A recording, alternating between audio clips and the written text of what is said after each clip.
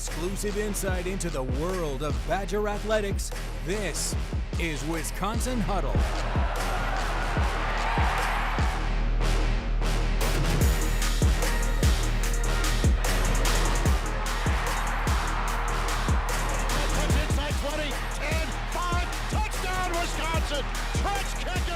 Here's Andrew Banstra.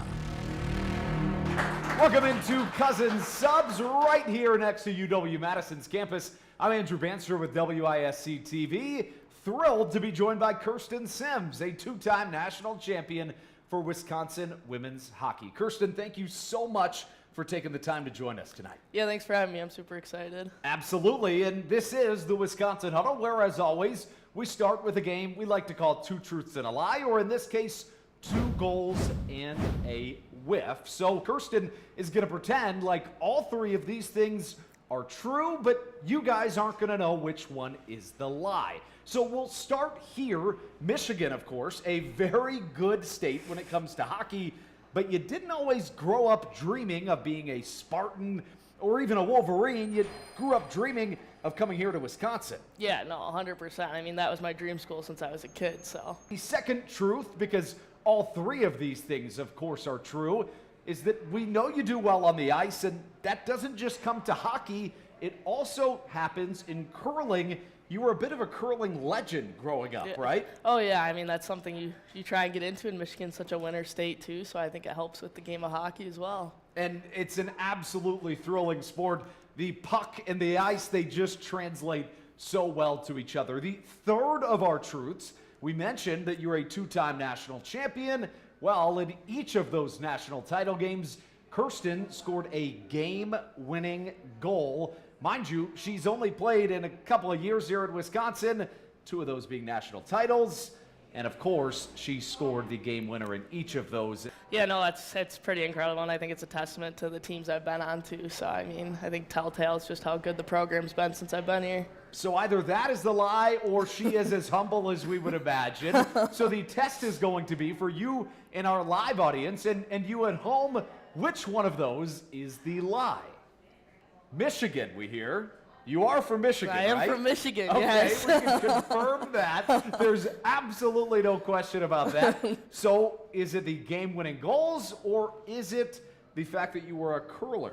It's the fact that I was a curler. That's the lie. Okay, so you did not curl. Michigan known for its curling. Madison known for its curling. We've had some Olympic winners, and we'll talk a little bit more about the Olympics. But first, let's talk about some of the incredible things you've done over the course of your career, starting with those 2 game winners. And your most recent game winner that you had over Ohio State last year, 17 seconds left in the game, the Badgers trailing, and then what happened?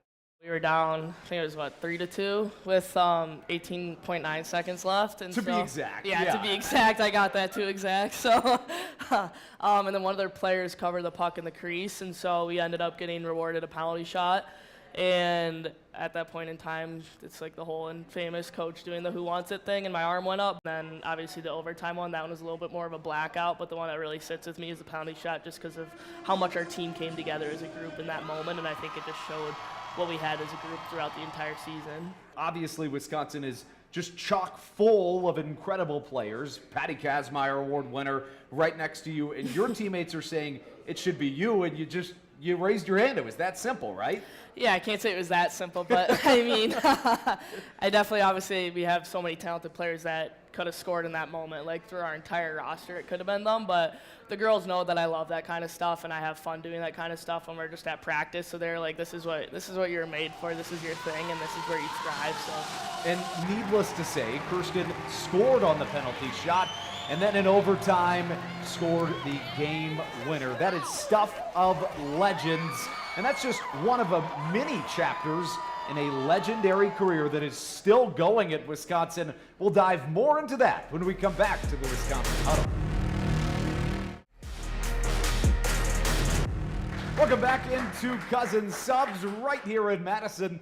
I'm Andrew Banstra, joined by Kirsten Simms, who has a legendary career that's still ongoing as a member of the Wisconsin women's hockey team. This is the Student Athlete Story segment presented by Gruber Law Offices. One call, that's all. The call has been answered many times by Kirsten Simms, and we're going to talk about a couple of those times that you've answered the call in this week's version of the Badger Blind Rank. So it's been a heck of a career. Let's begin where it all started. Your freshman year, you're playing Ohio State. Only one goal was scored in that national title game, and it was you. Where would you rank that 1 through 5? I know there's some bigger moments that have happened, whether it's me scoring it or like a team thing that's happened with us, so I'm going to have to put it around probably 3.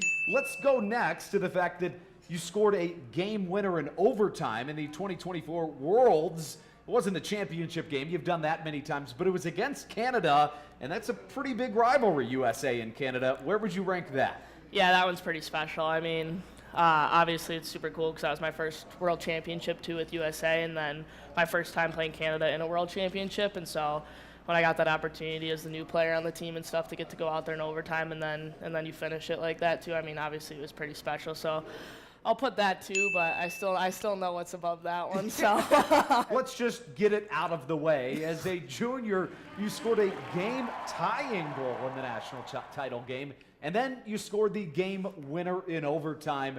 Where does that rank? 1, 4, or 5? 5. No, I'm kidding. It's definitely 1, and I mean, I think that's more so too just the group we had last year was unbelievable. Like, we were such a talented group from start to finish, and so for us to come out on top, especially in a very adverse game that we had to go through, like, we were down until literally the last second. So, I mean, obviously it's super special win with that team just as a whole because we were such a close group. The 1 year that you played that you didn't win a national title, you led the nation in scoring.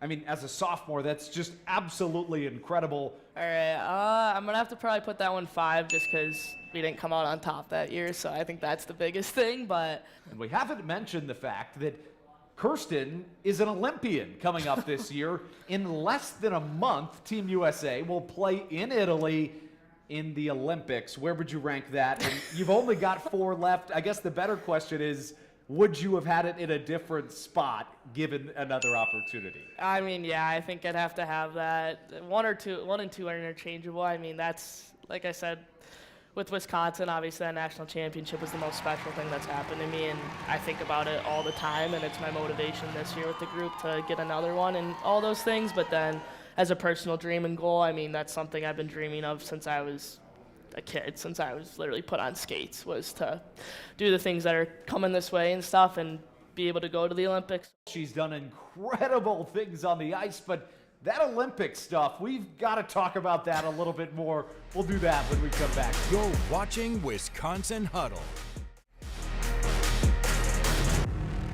Welcome back into Cousin Subs. This is the Wisconsin Huddle. I'm Andrew Banstra, thrilled to be joined by Kirsten Simms, a member of Team USA in this year's Winter Olympics. How do you find out, and what's your emotion like? Yeah, I mean, we got a call on, I think it was like the day before the roster came out. They just called down the line of all the girls that were in the pool and whatnot. So honestly, you don't really know what's going to happen on that call. Like, it could go either way. And then obviously when I was told the very exciting news, I was in shock, and even talking about it now, I'm still in shock. Like, it hasn't fully sunk in yet. And so, I mean, obviously it's a dream come true, and I still can't even put it into words or find the right words to talk about it because, like, it gives me chills even thinking about it, because this is something that I've been wanting since I was 4 years old, and to actually have it now right in front of me is truly incredible. And I mean, obviously it's even more special that I get to do it with 3 of my teammates at Wisconsin as well. And I always love talking about this. Like, me and Layla have known each other since we were 10 years old, and we have talked, like, dreamt about this together, about making the Olympics together. And so that's truly super special that I get to do it alongside her, and then obviously the other girls on my team as well that made it. But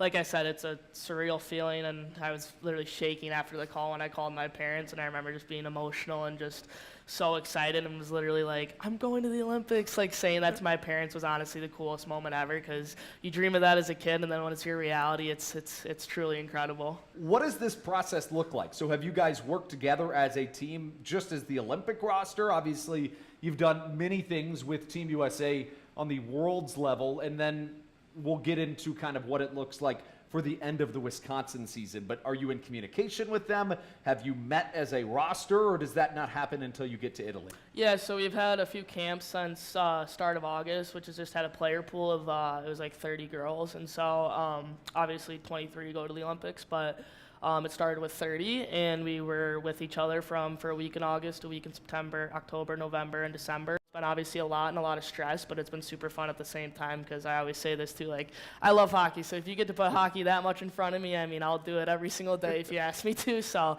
yeah, it's been awesome, but it's been cool to get those different touch points and still get to come back here. And you go to the Olympics, and then you come back for hopefully your third national title. Have you thought at all about, you mentioned it's a lot of hockey, but what that's going to be like and how maybe strange it's going to be away from your team and then come back? What might that be like?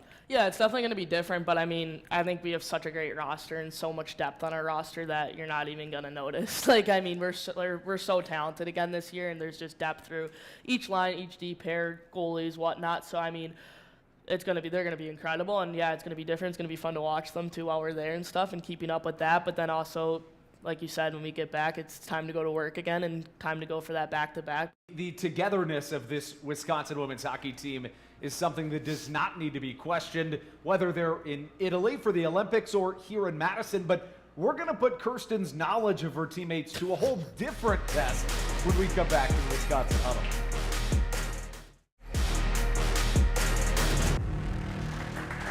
Welcome back into Cousin Subs. I'm Andrew Banstra. Thrilled to be joined by Kirsten Simms with Wisconsin Women's Hockey. This is the Wisconsin Huddle, and this is Scroll Patrol. We're going to show you 4 Instagram posts. The catch here is that the name of the person who made the post, the picture of the person who made the post, it's all going to be hidden. All you can see is the caption. And in Scroll Patrol, we're going to see if you can guess, based on the caption, which one of your teammates made these posts. So I'll give you one hint. One of them is you. So I think you hopefully should be able to guess that. But Instagram captions, I don't know. You don't think about them too much, right? They're all jumbled. Yeah, you just put them out there. So to get us started in Scroll Patrol, the caption from this disguised Wisconsin women's hockey player is, "Not to be dramatic, but I need every Taylor Swift song injected into my veins." I think you probably know who made that. Yeah, I don't think this one's very disguised. If you ask me, it's definitely Lacey. And once you see the @Taylor Swift, I figured that one out pretty quick. And there it is. She is quite the Taylor Swift fan. Oh, yeah. How deep of a Taylor Swift fan is she, for those who might not know? Let's just say, if you know what Spotify Wrapped is, it's a 0.001% of the fans of hers. So that means she listens to her about all day, every day. And there are a lot of Taylor Swift listeners out there. So that's saying something. This is some niche artist. So we're 1 for 1. We can check that one off. I do think it's going to get a little bit more challenging from here. So this next one is another teammate. This is "I'm still cold," #icy spicy. 2 words that I never would have thought I would have uttered, let alone doing so on TV. Do you have any guess as to who this might be? It's Cassie Hall. How did you know? Icy Spicy, it's their name, their little class of her, Lainey, and Ava Murphy. That's their little trio nickname. So there it is. That one gave it away. And we can call that a easy 2 for 2. I thought that was going to be the biggest hurdle. So we're going to go on to our third picture here. It's blanked out. I think this should be the easiest one so far. The caption, "Monday always comes," #Natty Champs. Do you know who made this post? Yeah, it's my post right there. That's your post. That seems to be a pretty mainstay in the vocabulary of Mark Johnson. Yep. What does "Monday always comes" mean? Monday always comes. I mean, no matter what you do on Friday, Saturday, we play Saturday, Sunday, Monday is coming no matter what. And so, like he said, I think in one of his interviews after that one, Monday's coming and we were bringing the Natty home to Madison. So it's just something he says literally every week. Every time a weekend series is done, it's always in the locker room. He's like, well, that's that. We did what we needed to do this weekend. Now Monday comes. So. And that was a pretty darn special Monday. Yeah. 3 for 3. Let's see if she can go 4 for 4 on this very next post. The caption here is, "Yeah, we play hockey, but have you seen our TikToks?" Do you have any big TikTok making teammates? I'm going to go with KK, Harvey. Caroline Harvey is the correct answer as we go over to this my picture. gosh. Yeah, you can tell she was young in this Yeah, picture. this is a while ago. That's crazy. The one thing that we haven't talked about is what's in store for the rest of this Badger women's hockey season when we come back. You're watching Wisconsin Huddle. Welcome back to Wisconsin Huddle.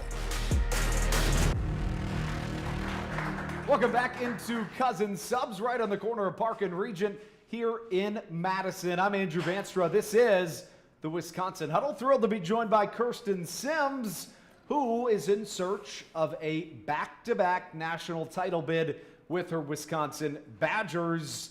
The ice has been really nice for the Badgers in your time here. 2 national titles, but how special would it be to win back-to-backs, and can this team get that done? We're a super special group, super talented again this year. I mean, obviously we've shown it in this first half so far, and I think even more is coming in the second half. So obviously I know we have the ability to do so, and then it would just be completely incredible. I mean, there's I think like almost 9 of us in my senior class and 6 of us that have been part of the freshman group that won, and we wanted that back-to-back so bad. So I know that's huge for us going into this year, that it's our last chance to be able to do a back-to-back, and then obviously to go out with 3 would be super special. This year's roster generally the same. You mentioned a whole lot of athletes, but returning, but you lose Casey O'Brien. How has that maybe changed the dynamic, and has that forced you to be a more maybe vocal leader? And I get the sense that's not generally an area you struggle in having, but has that changed your dynamic on the team at all? I played with her last 2 years, and then she's obviously had incredible seasons here, and she was a huge part of our group last year, huge as in major part of our group last year. So obviously when you lose someone like that produces at that level, it's tough, but I mean, people have stepped up overall on our team and our group as a whole, and I mean, we still have girls that can put the puck in the net and do those things, and I think a lot of our freshmen, sophomores, and people who have moved up and gotten older have also been able to add in those areas a lot more now too. So we were talking in the break, and Caroline Harvey in that picture was at the Olympic Training Center, and I asked where that was, and where was it? It was in Lake Placid, New York at the 1980 rink. Which is absolutely unbelievable. It felt last year like it was a do you believe in miracles kind of situation, which begs the question that we will end with, that we have to talk about. How incredible is it being coached by somebody like Mark Johnson? And what is he like as a person? Yeah, no, it's been amazing. I mean, when you take a step back and realize you're playing under Mark Johnson, it's truly incredible, because sometimes you don't really realize it because you see him every day and stuff, and you kind of forget it a little bit. I mean, you never forget it, but you don't realize like who he is and what he's done, especially because he's such a humble guy and such a nice guy. Like, he'll never talk about it. He'll never really bring it up. Like, even if you bring it up, he'll maybe say a few things but never really go on a tangent about it or anything. Like, he just cares so much about our team and our group, and he just loves hockey that it's been super cool to be around. And he has the most national titles of any team ever, and hopefully that number will increase this year with Kirsten's Badgers. Kirsten, thank you so much for joining us on the Wisconsin Huddle, and we always break the huddle at the end with your favorite way to break a huddle. Do you have a favorite way on any team you've been on to break the huddle? I don't know. Honestly, we do Bucky on 3 after we do the day before a game, so I feel like that's a good one. Let's do it. Count us down. Bucky on 3. 1, 2, 3. Bucky. That'll do it. Thank you so much. We will see you next week.